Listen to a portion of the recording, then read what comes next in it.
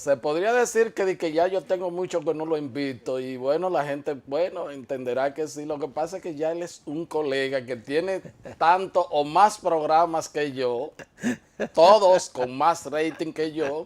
Y entonces, ¿a qué lo debo yo invitar? Pues a un poco tratar de subir el rating y conversar de algunos temas. Obviamente, él es un gran analista político y me complace pues tener nuevamente aquí, lo saqué de los medios de él para que me ayude a entender un poco cómo marcha la realidad, doctor.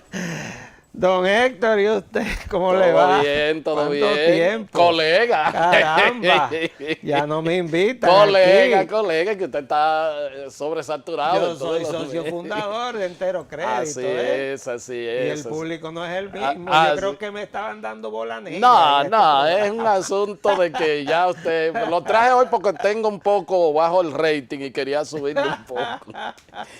Bueno, doctor, un poco para entender la situación que se está dando aquí en el país en términos políticos,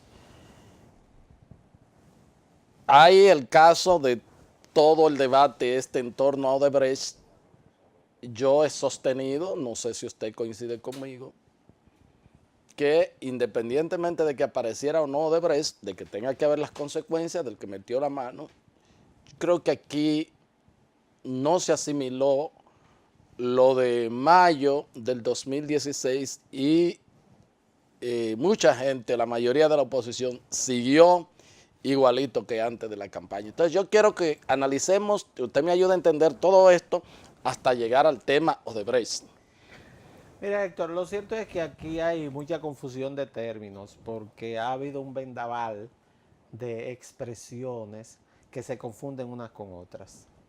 El día de ayer, por casualidad, en la prensa brasileña, que yo sigo mucho y tú lo Sí, sabes, claro. se filtró parte de lo que fue un interrogatorio que se le hizo a Emilio Odebrecht por parte del juez Sergio Moro en Curitiba. A uno de los No, viejos, al padre de al padre de Marcelo, Marcelo. que Sí. fue presidente de la compañía hasta el año 2001 y que ahora es presidente del Consejo de Administración y también está dentro de los que han sido condenados por delación premiada. Ya.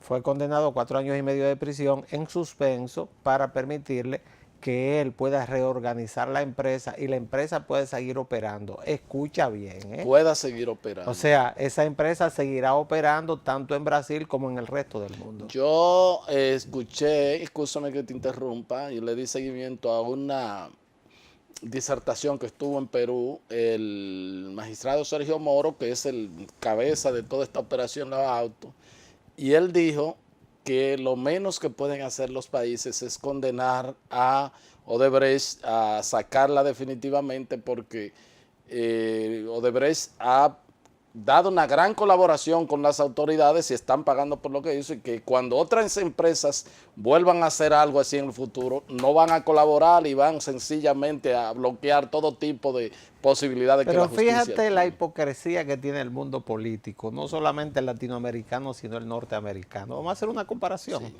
¿Qué dice don Emilio Odebrecht en el día de ayer? Don Emilio Odebrecht es el hijo de Norberto Odebrecht. Norberto Odebrecht es el que asume la compañía en el año 1941, la hace una multinacional. Emilio Odebrecht es el que hereda esa empresa y posteriormente su hijo Marcelo, que es el que está ahora condenado a 19 años y medio de prisión.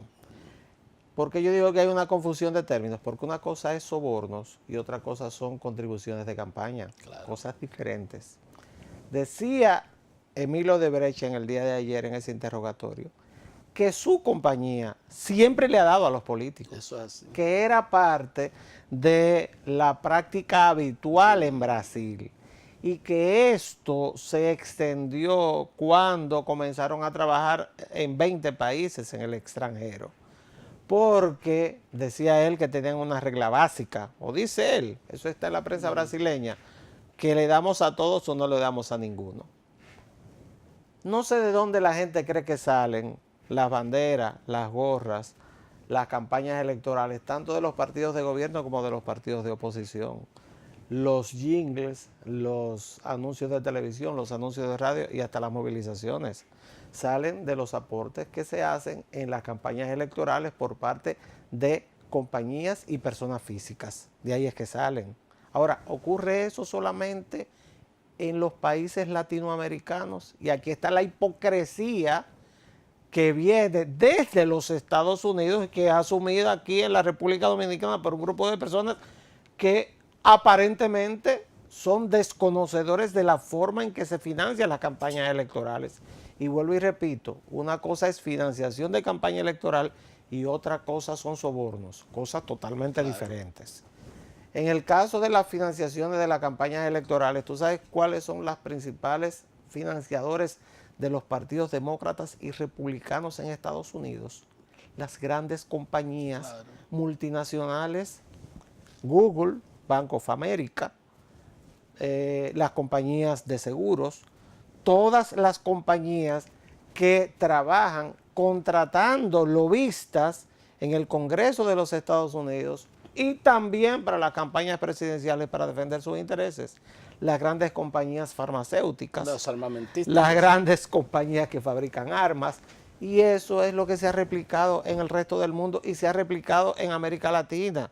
Y se replicó Odebrecht, Andrade Gutiérrez y una cantidad de compañías en Brasil. Lo que ocurre con este tema es el peligro que puede acechar, y a mí me gusta irme a los análisis siempre hacia adelante. ¿Cuáles son las consecuencias que ha sufrido Brasil a partir de esta persecución y sobre todo la ruptura de lo que es el tejido empresarial, porque es el tejido empresarial que se ha roto en Brasil, sí, claro, y el tejido político? O sea, es la transparencia de una relación entre políticos y empresarios que a mi juicio ha existido desde siempre. Eso no es nuevo, es parte de una hipocresía que se expresa en este momento con la expresión de mucha gente que sale con banderas y con consignas, pero no tiene ningún tipo de solución al problema. O sea, ¿por qué es que vamos a sustituir este estado de cosas? Los resultados en Brasil son terribles.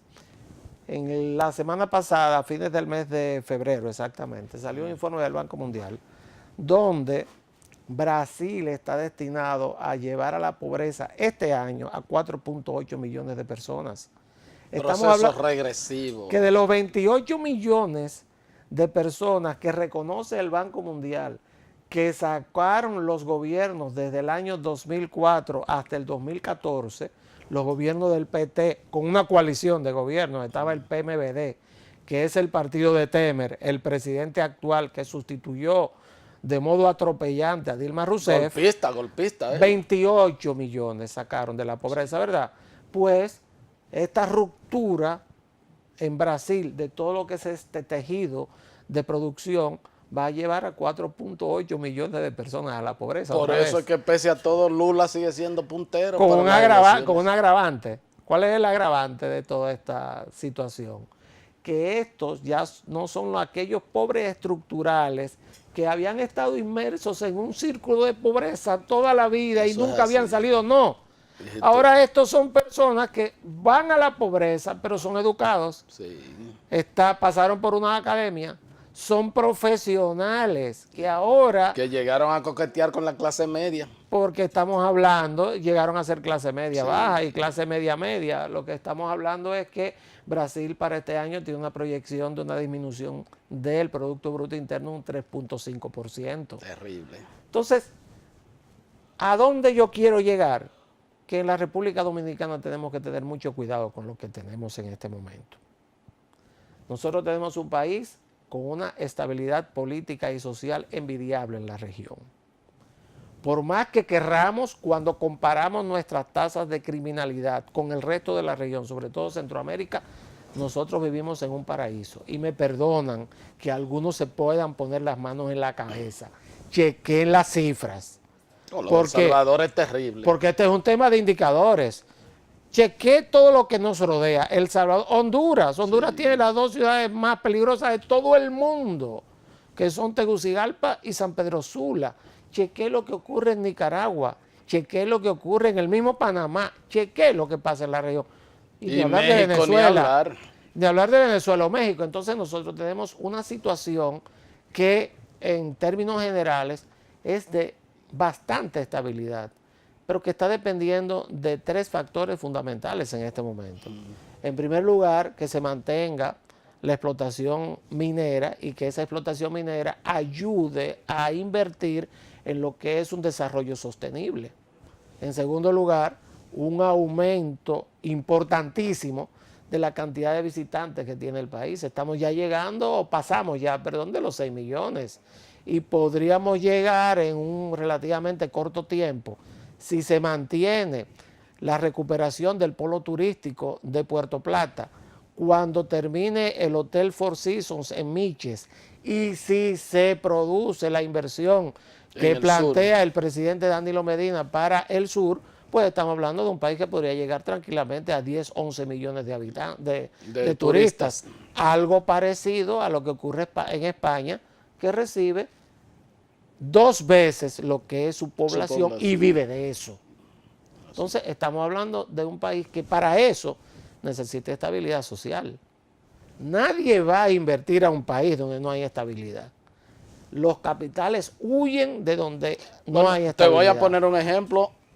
La inversión de Hard Rock, el Tribunal Superior Administrativo le dio ganancia de causa. Exactamente. Y ellos dijeron como quiera, ayer lo comunicó el alcalde del distrito, como quiera, no, nos vamos. No nos interesa por un asunto de ruido, un asunto o sea, el inversionista le corre al ruido. Y estamos hablando de una compañía con un capital enorme. A nivel mundial. Entonces, que esa es una compañía de unos indios norteamericanos que están ahí en el estado de la Florida.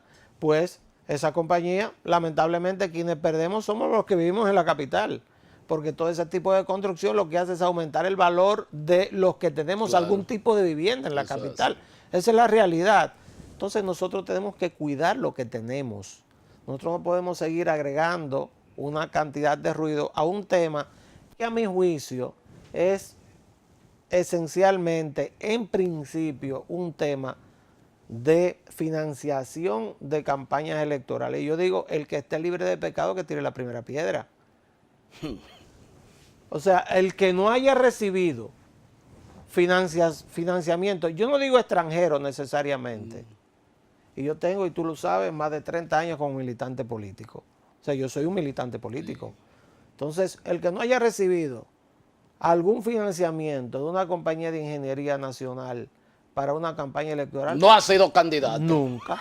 ni siquiera regidor. Eso es así. Porque esa es la realidad. Eso es así. Esa es la realidad. Eso es así. Humberto, permíteme ir a una pausa y regresar con esta conversación, no es entrevista, conversación con mi amigo el doctor Humberto Salazar.